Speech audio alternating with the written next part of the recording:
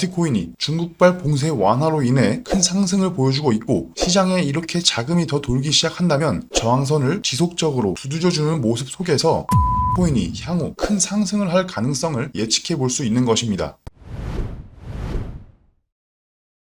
안녕하십니까. 코인일보의 도지킴 인사드립니다. 5월 31일 화요일 오늘의 암호화폐 브리핑 시작하겠습니다. 먼저 비트코인의 가격은 업비트 기준 원화로 약 3,970만원대, 달러로는 약 31,700달러 부근에 머물러 있습니다. 시가총액 2위의 이더리움은 약 250만원대에 머물러 있습니다. 오늘 새벽부터 비트코인을 비롯하여 대다수의 알트코인들이 크게 상승하는 모습을 보여주고 있습니다. 특히 비트코인이 31,000달러 선을 재돌파한 것은 지난 16일 이후 처음입니다. 가상자산이 일제히 급등한 것은 중국의 주요 도시들이 수개월간의 엄격한 봉쇄 이후 코로나 바이러스 제한을 완화하기 시작했다는 보고가 있는 가운데 아시아 증시가 일제히 폭등함에 힘입어 나온 것으로 파악되고 있습니다. 실제로 지난 주말 29,000달러 선에 머물던 비트코인은 전일 아시아 증시 마감 시간인 오후 3시를 전후로 3만 달러를 돌파한 데 이어 오늘 오전 6시께 31,000달러 선도 돌파했습니다. 과연 암호화폐 시장의 상승세가 얼마까지 또 언제까지 지속될지는 누구도 쉽사리 예측할 수는 없습니다. 그러나 저희 코인일보에서는 시장이 계속 이러한 기분 좋은 상승 랠리를 지속하지 못하더라도 유동성이 조금만 더 돌아준다면 큰 펌핑의 가능성을 보여주고 있는 코인에 대하여 간단히 소개해드리려 합니다. 바로 보라코인입니다. 차트와 함께 보시겠습니다. 일봉으로 볼 때 보라코인은 현재 상승형 삼각 수렴의 형태를 보여주고 있습니다. 이번 5월 비트코인의 큰 하락과 함께 하락한 후 천천히 저점을 올려주며 삼각 수렴의 형태를 보여주고 있는 것입니다. 그런데 주목해야 할 지점은 저점을 천천히 올려주는 동시에 저항에 맞아 떨어지고 다시 올리다가 저항에 부딪혀 떨어지고 하는 과정 속에서 제가 미리 그려놓은 이 하락 추세선을 이미 뚫어버렸다는 것입니다. 단단한 저항에 부딪히며 상승을 하다가도 계속해서 떨어지는 모습을 보여주고 있지만 좋은 거래량과 함께 상단 저항부를 두드려주면서 저점을 올려주는 굉장히 바람직한 모습을 보여주고 있는 것입니다. 그렇게 5월 25일 완전히 하락 추세선을 깨버렸고 다시 한번 추락을 하면서 해당 부분을 건드려주긴 했지만 상승하는 모습을 지속적으로 보여주고 있음을 확인할 수가 있습니다. 물론 삼각 수렴의 끝에 다다라서 그 후의 방향에 대해서는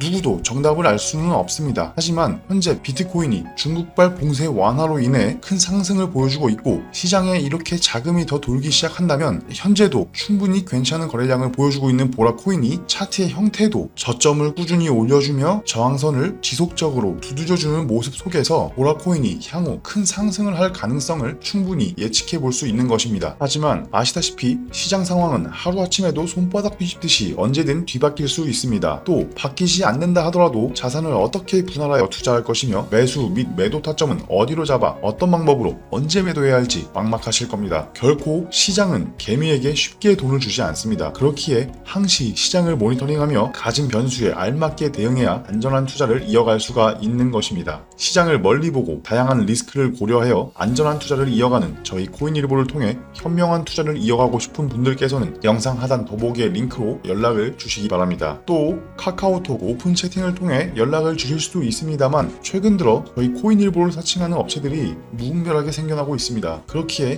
코인일보를 검색하신 후 가장 상단에 뜨는 3가지의 채팅방만이 저희 진짜 코인일보임을 꼭 기억해 주시기 바랍니다. 암호화폐 브리핑 첫 번째 소식입니다. 비트코인의 상승과 더불어 시장에 대한 낙관론이 나오고 있습니다. 9주 연속 음봉을 찍으며 한동안 약세를 보였던 비트코인이 바닥을 다 다졌다는 분석이 나왔습니다. 가상화폐 전문 매체 코인데스크는 과거 단기 투자자들의 손실이 줄어들고 장기 투자자들의 손실은 증가했을 때 비트코인 가격은 바닥을 보였다며 현재도 그와 비슷한 상황이 연출되고 있다는 분석을 내놓았습니다. 다음 뉴스입니다. 어제부터 급등하기 시작한 비트코인으로 인해 낙관적인 여론이 지속적으로 형성되고 있습니다. JP모건도 최근 보고서를 통해 예단하기엔 이르지만 비트코인이 상승할 것이라고 전망했습니다. 또한 코빗 리서치에 따르면 기관 투자자들은 4월 이후 비트코인 투자에 신중한 입장을 취하고 있지만 매도 압력이 이전에 대비하여 크지 않아 비트코인에 대한 수요가 견고하다는 분석을 내놓고 있습니다. 기타 연구소에서도 비슷한 의견들을 내놓고 있습니다. 과연 비트코인의 향후 움직임은 어떻게 흘러갈지 지속적으로 전달드리도록 하겠습니다. 다음 소식으로 말도 많고 탈도 많은 새 루나의 소식입니다. 뉴스입니다. 테라 2.0이 출시되면서 새로운 루나의 에어드랍과 코인 거래소 상장이 이루어졌습니다. 테라 2.0의 가동과 함께 기존 루나는 루나 클래식으로 바뀌었고 발행된 루나의 70%는 기존 루나와 테라 보유자들에게 배포됐습니다. 그런데 이번 테라 루나 사태로 인한 피해 보전을 위해 새롭게 출범한 테라 2.0 및 루나 클래식이 상장이 되자마자 60배 가까이 뛰었다가 다시 5분의 1 토막이 나는 등 극심한 변동률을 보이고 있습니다. 실제로 싱가포르 암호화폐 거래소인 바이비트에 따르면 루나 2.0은 28일 50센트에 상장된 직후 10분간 30달러까지 60배 폭등한 기록이 있습니다. 이후 6시간 만에 80% 넘게 급락하기도 했습니다. 새로운 루나는 후오비, 크라켄, 맥스시 등 해외 거래소 10곳에 상장이 되었고 아직까지는 국내 거래소의 상장 계획이 공개되지는 않고 있습니다. 다만 업비트, 비썸, 코인원 등의 국내 주요 거래소에서는 새로운 루나의 에어드랍을 진행한다고만 밝히고 있습니다. 다음 뉴스입니다. 작년 9월 전 세계에서 최초로 비트코인을 법정 통화로 등록한 엘살바도르가 비트코인의 하락으로 인해 디폴트가 우려되는 상황에 이르렀다는 뉴스입니다. 엘살바도르 정부는 작년 비트코인의 가격이 35% 하락하자 무려 1억 300만 달러 이상의 비트코인을 추가로 사들이며 총력을 기울이는 모습을 보여주었습니다. 또한 그 당시에 비해 비트코인의 가격이 더욱 하락한 지금도 엘살바도르의 금융당국은 기존 정책을 유지할 것이며 향후에도 비트코인에 대한 투자를 늘려나갈 계획이라고 밝혔습니다. 하지만 대통령의 투자 전략을 믿었던 엘살바도르의 납세자들은 적자 위기에 빠져 있습니다. 현재 엘살바도르 정부는 8억 달러 상당의 국채 상환을 위해 국제통화기금 IMF의 도움을 기대하고 있는 상황입니다. 채권 만기는 내년 1월입니다. 비트코인과 엘살바도르의 미래가 어떻게 흘러갈지 다음 소식 들려오는 대로 전해드리도록 하겠습니다. 다음 뉴스입니다. 전 세계에서 가장 유명하다고 해도 과언이 아닐 바이낸스 거래소가 이탈리아 금융규제기관으로부터 이탈리아 내 암호화폐 서비스 제공업체로 규제 승인을 받았다고 밝혔습니다. 발표에 따르면 바이낸스 이탈리아 등록을 통해 회사는 이탈리아 고객에게 암호화폐 제품을 제공할 수 있게 됩니다. 바이낸스는 이탈리아뿐 아니라 최근 바레인과 두바이에서도 라이선스를 부여받은 바 있습니다. 바이낸스의 공동 창립자이자 CEO인 창펑자오는 암호화폐의 주류 채택을 위해서는 오히려 명확하고 효과적인 규제가 필수적이라고 말하기도 했습니다. 오늘의 암호화폐 소식 여기까지입니다. 지금까지 코인일보의 도지킴이었습니다. 감사합니다.